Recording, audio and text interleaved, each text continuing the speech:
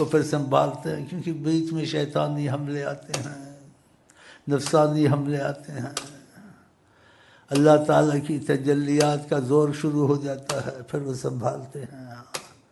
ہاں، اور چاہے کسی کو چھوڑ بھی دیتے ہیں، ان کی مرضی پر ہے، اس کو سنبھالے یا چھوڑ دے، جنگل میں چلا جائے، یا اس کو سنبھالے، اس کو ارشاد کے لیے بٹھا دے کہ جو ان سے آنکھ ملائے گا وہ میرے سے آنکھ ملائے گا۔ ہاں، پھر ایسے ہوتا ہے، کیونکہ اس کا معاملہ نبی کریم کے ساتھ ہو جاتا ہے نا، اس لیے فنا فی الشیخ کو پہلے کہا گیا ہے کہ نبی کریم شیخ کے پیچھے سے اس کو دیکھتے رہتے ہیں۔ ہاں، لکھنے میں شیخ دکھتا ہے لیکن شیخ نہیں ہوتا، شیخ میں نظر رسول ہوتی ہے۔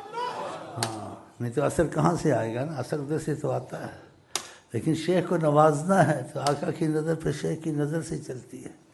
شیخ کی بات ماننے سے باتیں بنتی ہیں، پھر اس کو فرق نظر آتا ہے، وہ گڑبڑ کرتا ہے تو اس کے حالات بگڑتے ہیں، اس کو یقین آ جاتا ہے واقعہ یہ شیخ ہے۔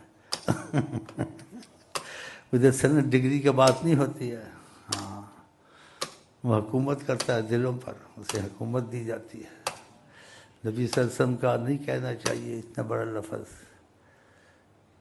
نہیں کہنا چاہیے، نائب کا لفظ نہیں کہنا چاہیے، ہاں اگر ہو بھی تو نہیں کہنا چاہیے، بہت ہستی ان کا کون نائب بن سکتا، وہ اللہ کے معاملے میں ہے، لیکن ان کی کرم کی نظر جس کو قبول کر لے بس سمجھ جاؤ، سمجھ جاؤ۔